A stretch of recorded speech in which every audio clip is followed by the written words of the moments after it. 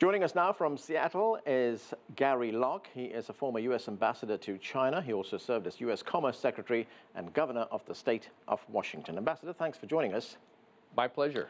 Meeting between President Xi Jinping of China and President Trump is highly anticipated. What, in your view, are the main issues that this summit needs to address?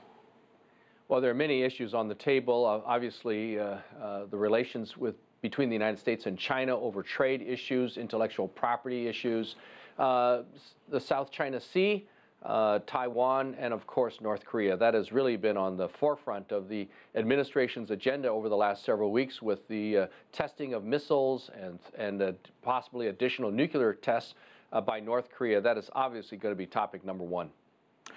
President Trump and some of his associates have been using some very inflammatory language when it comes to China. We heard Steve Bannon, a very close advisor to the president, say, and this was before he joined the campaign, that war with China is inevitable in the next 5 to 10 years. So President Trump himself has used some inflammatory language. How does the President of the United States now roll back that kind of language in search of a better relationship with China? Well, we can never say that war is inevitable because really that's under the control of the two powers of America and China, and it's up to the leaders to make sure that we're never at a conflict. We have major areas of disagreement, but the challenge is to work through those areas of disagreement in a peaceful, amicable, diplomatic fashion, while also increasing the many ties that bind the United States and China. Certainly with respect to China, the president has in fact walked back on many of his campaign promises, such as saying that he was going to declare China a currency manipulator on day one of his administration, and that he was also going to slap 45% tariffs or taxes on all goods coming from China, which would have raised the cost of goods to all consumers in America by an astronomical amount and really led to a trade war. He also made some phone calls, had a phone call with the president of Taiwan in which he then later said that maybe he would no longer recognize and uphold the one China policy started by President Nixon and President Carter. So he's walked back on many of these things. Let's hope that when he has the meeting with President Xi, he'll be able to form a personal relationship with President Xi. They'll have a candid conversation, discussion of all these thorny issues that separate our two countries, but find a way in which they could work on these issues and move our two countries forward. Right, just getting to that trade issue that you mentioned, the President of the United States at one time talked about a 45% tariff on goods made in China. Spell out for us what impact that would have in the United States, not just on affordable Chinese goods here, but also on U.S. jobs. Well, what would happen is that if you have a 45% tax or tariff on all Chinese goods coming into the United States, I mean, that's going to raise the price that consumers pay at Walmart, Target, Nordstrom's, Macy's, Home Depot, and the list goes on and on. Virtually all the microwaves that Americans buy these days are made in China. All of our Apple iPhones and many of our game electronics are made in China. So that's going to be passed on to the consumer, and that's going to hit the pocketbooks of everyday consumers. At the same time, China will retaliate. They'll impose a tariff on all U.S. goods going into China, and that would really hurt our farming industry because, for instance, I think about 25% of all U.S. cotton is sold to China. 25% of all Boeing airplanes are sold to China, and the list goes on and on. That means fewer American-made products being sent to China, which means fewer products will be made, and that means a loss of jobs for Americans. It's estimated there's over 4 million jobs in America that depend on trade with China. And if we get into a trade war, consumers in both countries lose out. Nobody wins in a trade war. Yes, that's right. That's what the president of China said as well. Let's look at some political issues here, diplomatic issues, climate change. The United States and China led the way in the signing of that Paris Accord, but now the United States under President Trump is not so keen on that accord. Will that come up for discussion, and what's the way out of there? Well, I don't know if it will come up for discussion because the president has made a unilateral decision to pull out of the climate change accord.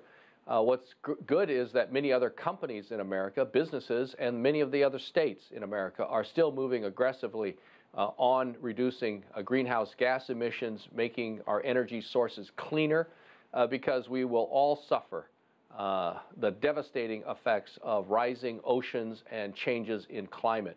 The good thing is that China is still moving forward. China is the world's #1 producer of greenhouse gas emissions, but Americans actually produce more greenhouse gases per person. We're a smaller country than China, but the two together contribute the most to greenhouse gases, and the world really needs leadership from China and the United States working together to tackle climate change and to reduce greenhouse gas emissions. It's most unfortunate that the president is backing away from something that will ultimately affect the entire planet and certainly the jobs, the livelihood, the way of life of Americans. Another issue that you talked about at the beginning of our conversation, and that is the nuclear and missile program being conducted by the Democratic People's Republic of Korea.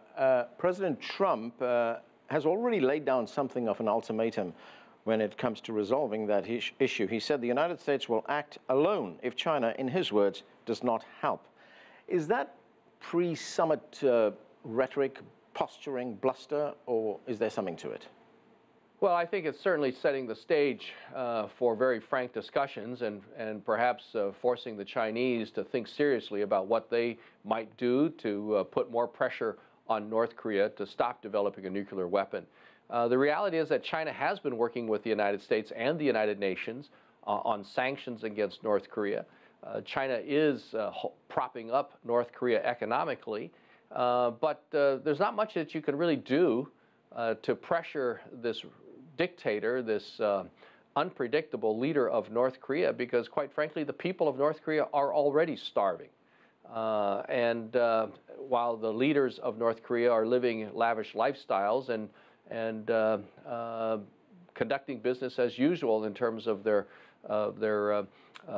development of the military and the development of nuclear weapons. So we've got to figure out a way in which we can put international pressure, force North Korea to come to the bargaining table to talk about how it can be convinced to stop developing a nuclear weapon. And as the Chinese foreign minister himself pointed out, any kind of instability in the DPRK could lead to chaos on the Chinese border. What about the deployment of THAAD, that anti-missile system? That is something that is strongly opposed by China. Is the U.S. going to go ahead with that? Well, the United States has to go ahead with that because we're making sure that we can protect ourselves and our allies against any unpredictable, provocative military actions by North Korea. They're developing the capability to launch missiles that could reach U.S. territories and North America. So we need to do this as a defensive position. This was started by President Obama, and it's the right thing to do. If North Korea and if China don't like this, then they can clearly stop developing the nuclear weapon that's being advanced by the North Koreans. President Trump's Secretary of State Rex Tillerson used some, I would imagine, provocative language at his confirmation hearing when talking about the Chinese presence in the South China Sea. Is there a diplomatic way out of that? Will that come up for discussion? Well, that is also being handled by the world courts and world tribunals. What's interesting is that the Philippines, which claims this as part of these islands as part of their territory, is also developing closer political and economic relations with China.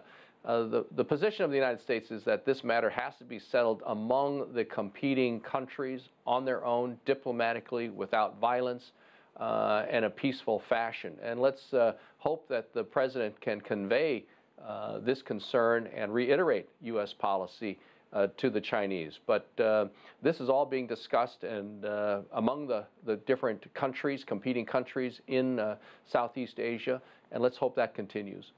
Ambassador, looking more broadly at this meeting that is going to take place in Florida, do you expect any major developments to come out of it, or is this the kind of meeting where the two leaders get to know each other, try and develop respect, trust, develop a personal bond? Well, certainly President Trump had a good meeting with Prime Minister Abe of Japan, and he's had some productive meetings with other foreign leaders.